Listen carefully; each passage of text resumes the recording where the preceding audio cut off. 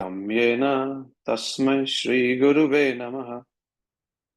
Jai Shri Krishna Chaitanya Prabhu Nityananda Shri Advaita Gadadhara Srivasadi Gaura Bhaktavinda. Hare Krishna Krishna Krishna Hare Hare, Hare Rama Rama Rama Hare Hare. Hare Krishna, dear devotees, welcome to our morning Bhagavatam classes. So we are studying from Canto 1, chapter 13, verse number 23. So just for some context, Vidura has come to convince Dhṛtarāṣṭra that it's time to give up family life. Dhṛtarāṣṭra in his life was advised by so many people, Bhishma Dev, Vidura himself earlier, Akrura, Sanjaya, even Krishna. And even everyone gave him advice, but his heart was never changed, or his mind. And Dhṛtarāṣṭra used to say that, Krishna, your words are like lightning, that in the moment, they provide immediate illumination. But in the very next moment, he gets overcome by darkness. So, when I heard this, it's like, the story of my life, it feels like. But anyhow, so Srila Prabhupada has said that Dhṛtarāṣṭra is not someone who is not only physically blind, but he's also blinded by Kama, Krodha, Lobha, Mada, Moha, and Matsarya. But Vidura is a very, very kind Vaishnava.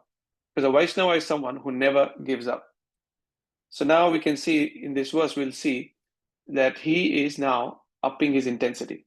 Now, when the situation gets acute, and then the volume increases, you see if someone is sort of going towards a cliff and he's maybe going to fall off, you will raise your voice. So the situation is urgent, is acute, and now we'll see that.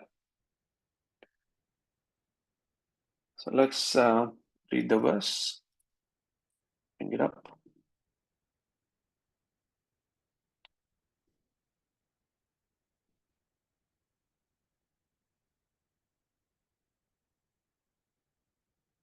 Aho mahiyasi janator jivit asa yatha bhavan bhima pavarjitam pindam adate grihapalavat.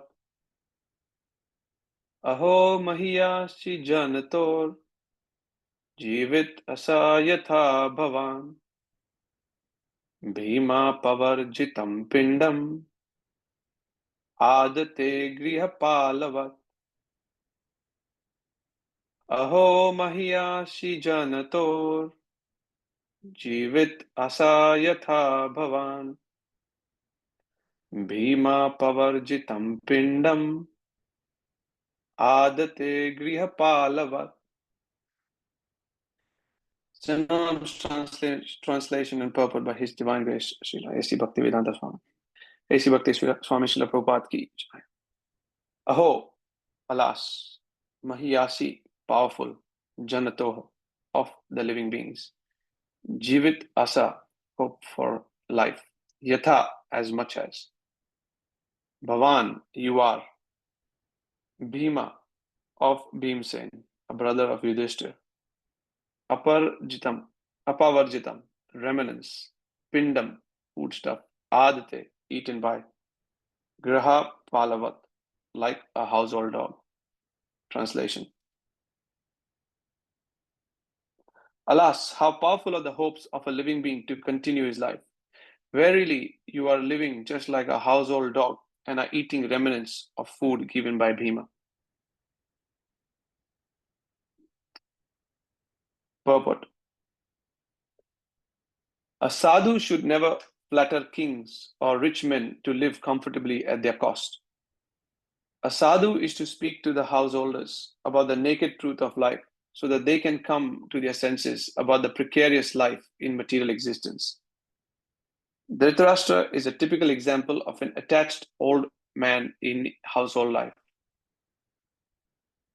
He became a pauper in the true sense, yet he wanted to live comfortably in the house of Pandavas, of whom Bhima especially is mentioned, because personally he killed two prominent sons of Dhṛtarāṣṭra, namely Duryodhana and Dushasana.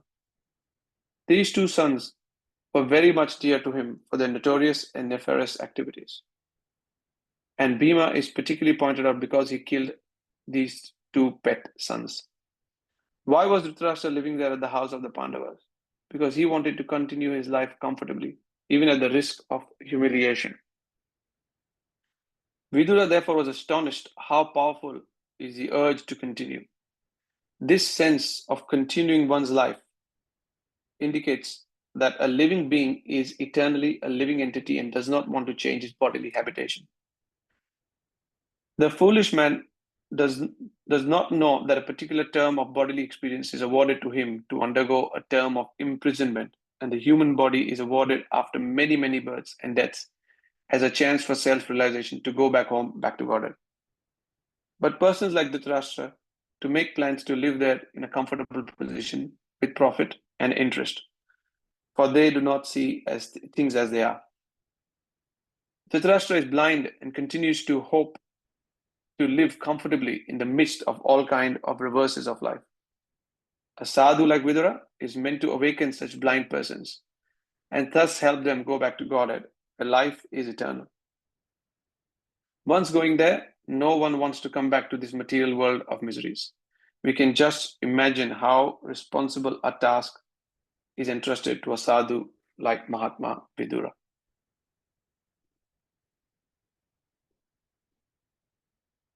Narayanam namaskrityam naram chaiva narottama devem saraswatim vyasam tato jayam mudiraye nashtaprayesha bhadreshu nityam bhagavata sevaya bhagavati uttama shloke bhaktir bhavati nashtapi. Hare Krishna. So this is a very, very practical verse, and it's very, very applicable to all of us. There is a Dhṛtarāṣṭra, I believe, in all of us, who wants to live very, very comfortably, even in a precarious life situation. We experience these life situations every day, but we live as if we're going to live forever, and we want to make our existence in this material world as comfortable as possible. So you can see from the purport that Vidura, as he has been described as Mahatma Vidura, he's speaking very, very strongly. And, when we look at it, Srila Prabhupada also used to be very, very strong as well at times. And he used to say that I do not discriminate. I criticize everyone equally. Because Srila Prabhupada, what he was trying to say was that he's trying to point out the absolute truth, even when the truth is not comfortable, is uncomfortable. So one time I heard this somewhere. One time a wealthy donor came and met Srila Prabhupada because devotees wanted to come and get blessings. Want this donor to get blessings from Srila Prabhupada. So they took him there to Prabhupada, and Prabhupada asked him, "What do you do?" And he said, he's a glass manufacturer. So Srila Prabhupada asked him, "So where does glass come from?" And he said, "From sand, Prabhupada." And then he said, "Okay, where does sand come from?" He said, "It comes from earth." And then Srila Prabhupada said, "Okay, and where does earth come from?" And he said, "From God." So Srila Prabhupada looked at him and said, "So basically you are a thief." And then devotees are looking at each other and they're they're thinking, Prabhupada, he's a good guy, he's helping us out, he's donating and so on. So someone got up the courage and told Prabhupada, his devotee donates and so on. So then Srila Prabhupada said, "Oh, okay, then he's only a small thief." So that day, that probably the devotee realized that the donation, the blessings come in different forms also. So like that, Prabhupada can be hard. He's pointing out, he's not afraid to say the naked truth, as it's been said in the purport as well. And he called this donor a small thief at the end also. So it is the truth. So Prabhupada is always ready to point out the absolute truth. So here Srila Prabhupada says that the job of a saintly person is extremely, extremely responsible because they're ready to say and expose what no one else will say. So again, sadhu has been described here. So when you look a bit deeper, sadhu typically does two things. Right? Two things. And everything else is in pursuance of those two things. So one is create faith.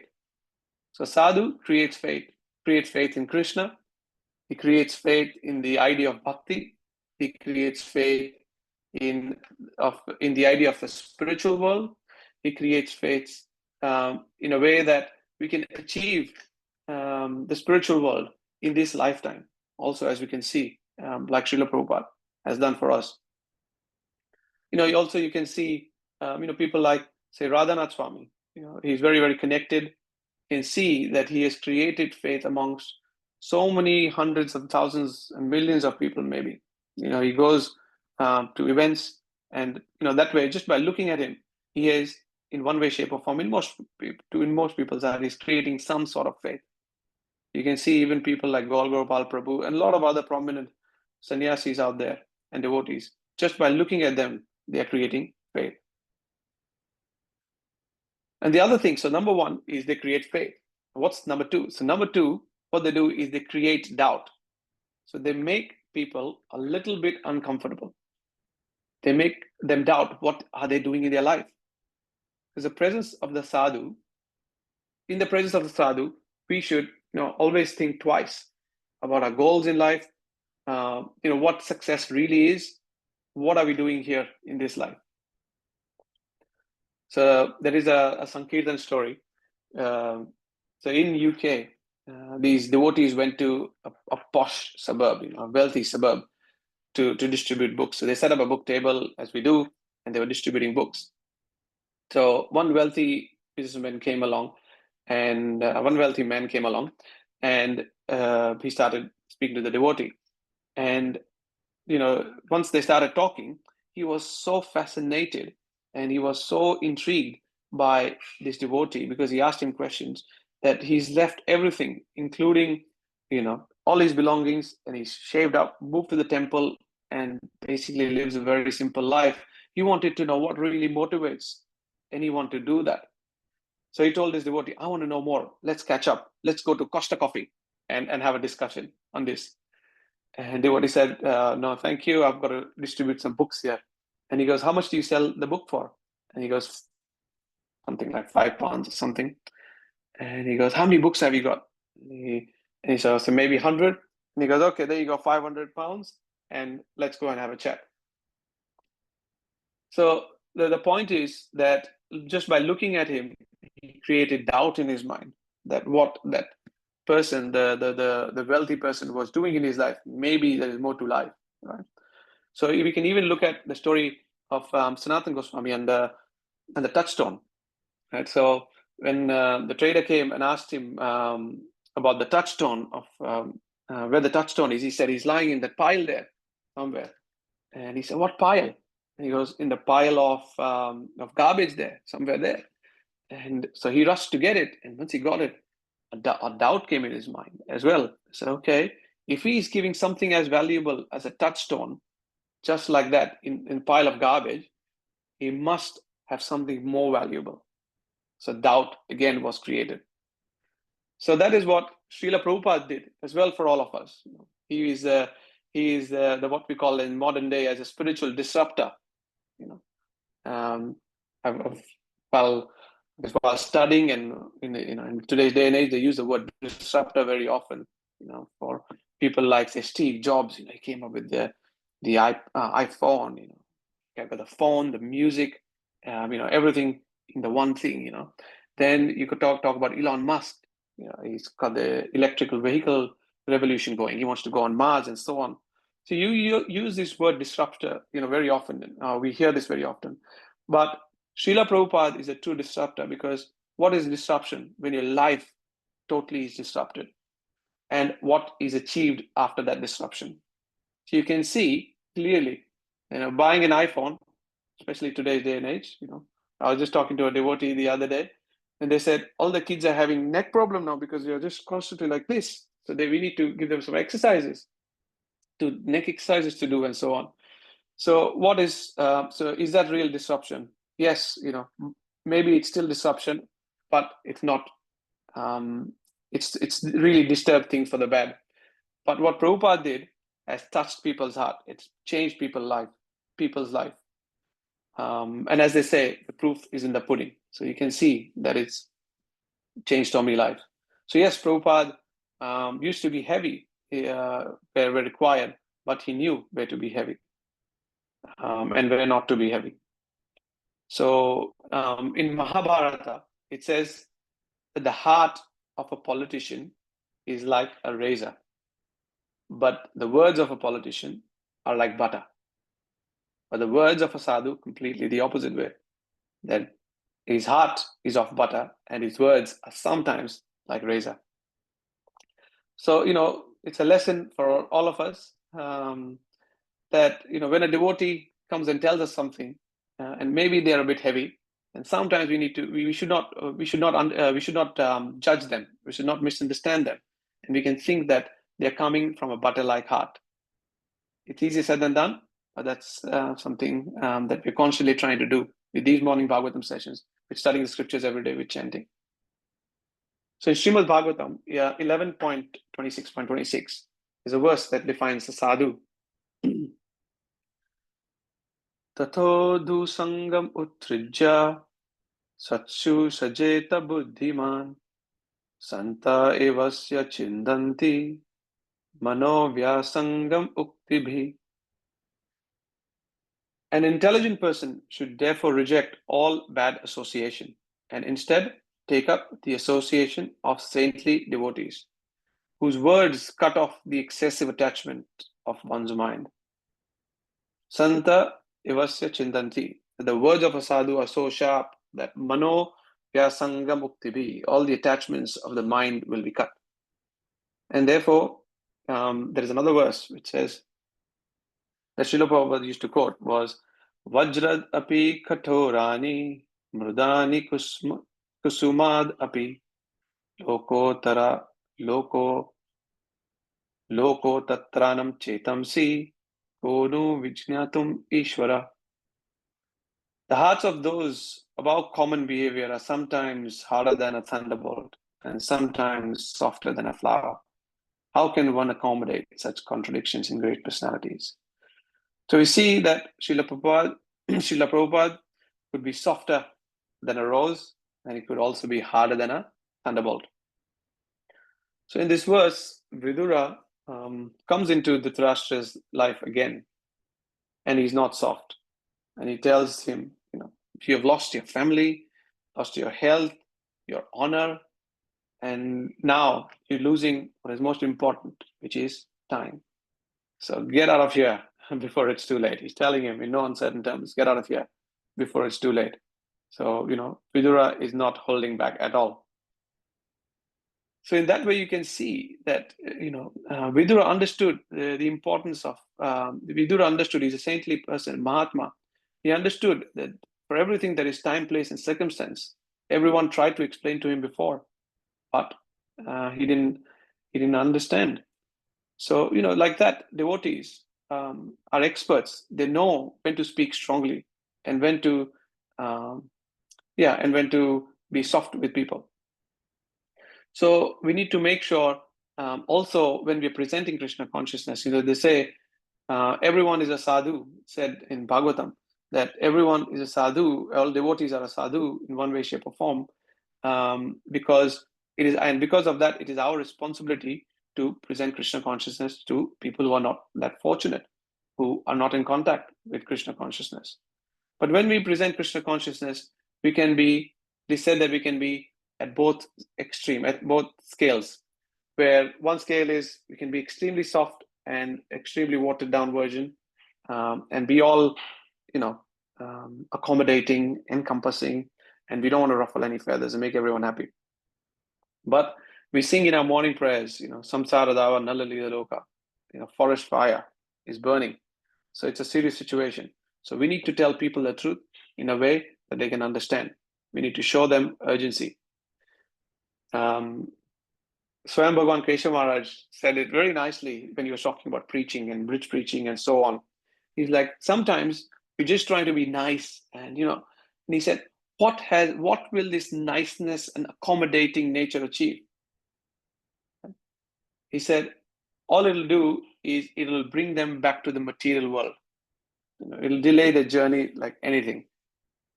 So yes, whilst we cannot be on the extreme of being soft, we can also not be on the other extreme of being too hard, too harsh. We need to find the balance, the right balance. They say just like a surgeon, right? So a surgeon has a knife. So surgeon doesn't just, take the knife because he can use it, starts cutting people up and so on. What does he do? There are some tests. There is diagnosis. Then they give anesthesia, an anesthetic. Then they sort of perform a surgery and so on. But then after that also, there is bandage, there is medication, and meetings and so on, just to check on the progress. So just like that also, sadhu can be harsh and he can, cut people's word, cuts the attachment of the mind as we read earlier. But he can also be soft like a rose. So Srīmad, and all of this they do for the purpose of creating transformation in someone. So Vidura, as I say, in today's day and age, he's giving it to Dhṛtarāṣṭra as it is. Prabhupada also gave it to us as it is in the form of Bhagavad Gita and all the other scriptures. But Vidura also gave it to Dhṛtarāṣṭra as it is. So you have to be an expert, heavy like a thunderbolt in some cases, and also soft like a rose when you have to be. So that balance is important. So Srila Prabhupada has told us that we are a preaching moment. He's taught every one of us that we are a preaching moment. A devotee means to carry this message forward. We all need to carry this message forward. So we need to, as we said, samsara dava nalalida loka, there is urgency.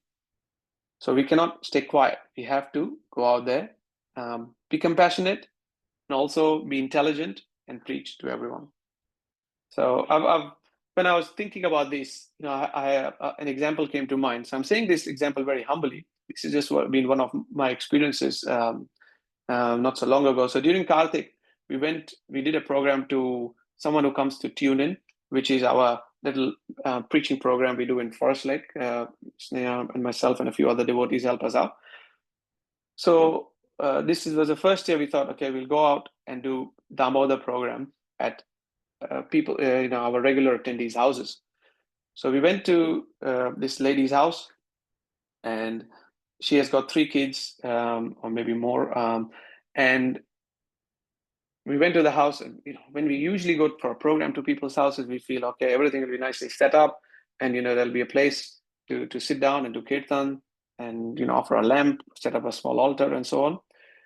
And to our surprise, when we went there was nothing set up, and the place was a mess. You wouldn't want to step.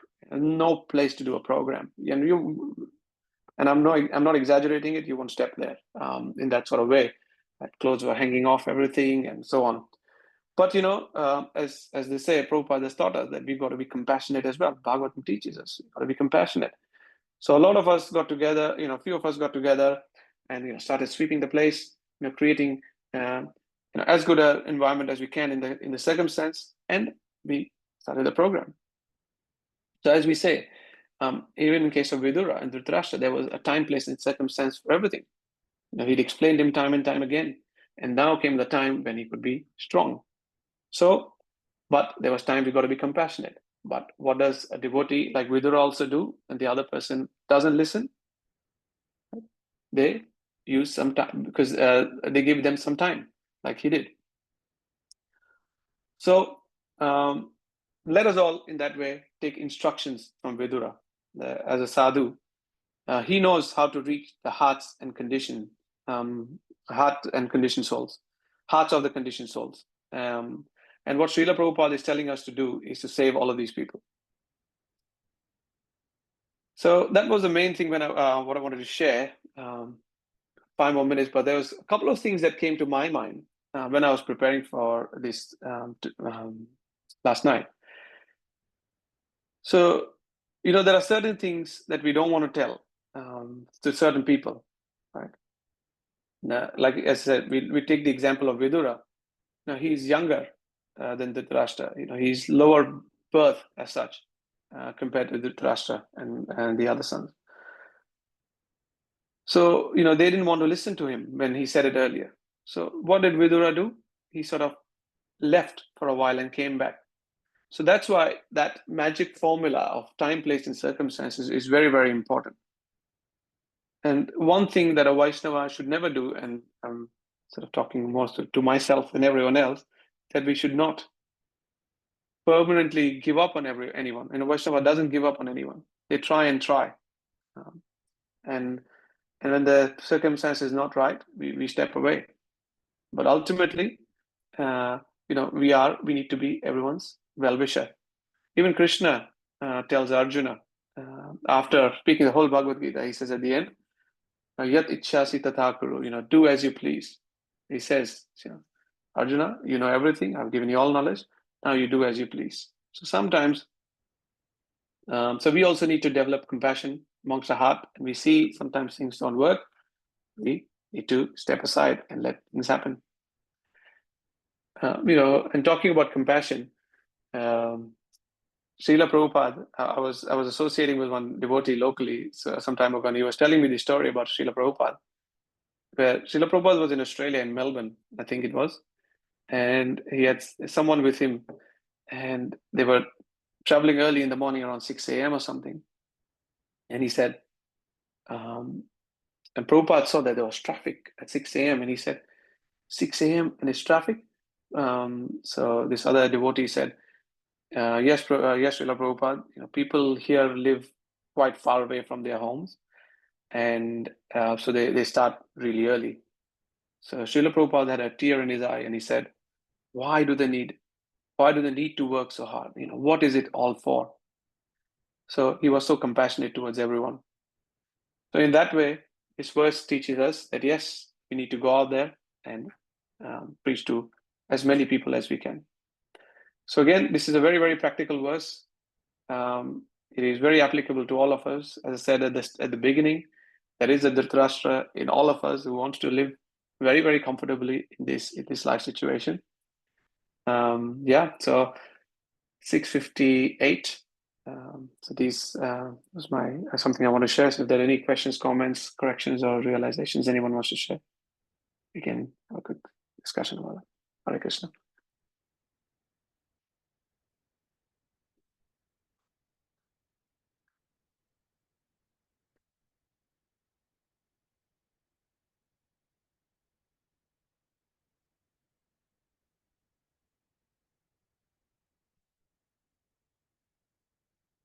Hare Krishna, Prabhuji. Hare Krishna. Prabhu, I was wondering, what are the different ways of preaching? What are the different ways of preaching? Mataji, it depends on a few things. This is my opinion. In terms of preaching, yes, it depends on your nature firstly, but you can preach in many different ways. There's book distribution, there is prasadam distribution, there is programs like outreach programs that people can do, harinams that people can do. So we've got many ways, but in my opinion, if we want to go out and preach, it's very, very important to align with our nature, to do, where you feel, if you're an expert cook, cook and distribute prasadam. If you think you're good at, presenting something, or you're a people's person, you've got a personality, go out and preach. Talk to new people, even at work. You can just slowly introduce them, give them a book, and so on. So there are many, many different ways, like I mentioned, but it ultimately, in my opinion, it depends on the nature of the person and where they fit in. Thank you, Prabhu. Hare Krishna. Can I share something here, Prabhu? Yes, please. So our preaching starts with our own behavior first. When people see that we are happy, then people want to find out how we are happy. And when they want to find out, then it becomes very easy. So how they say that before you raise funds, you raise friends. So same thing we do is that when people see us happy, we become friends with them, and then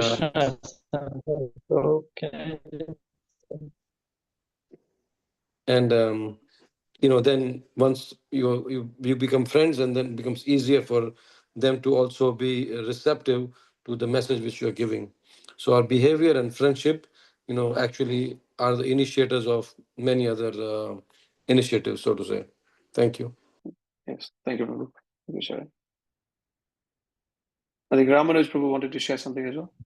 Yes, Hare Krishna, Prabhu. Well, similar note, I was thinking is what Sakira Prabhu just said, but in addition to that, our main aim of preaching also is to bring everyone closer to Krishna. So whatever way we're doing, whether it's prasad or harinam or book distribution, it should be done in a way that we bring people closer to Krishna and not away from Krishna. Then our preaching is successful. Yes. Thank you. Thank you. Thank you, Prabhu. Okay, it's just gone past 7. So thank you everyone for joining today. A peaceful day. Hare Krishna. Hare Krishna. Thank you for the beautiful class. Hare Krishna, Prabhu. Thank you. Thank you. Hare Krishna. Hare Krishna. Hare Krishna, Prabhu. Thank you. Thank you, Prabhu. Hare Krishna. Hare Krishna.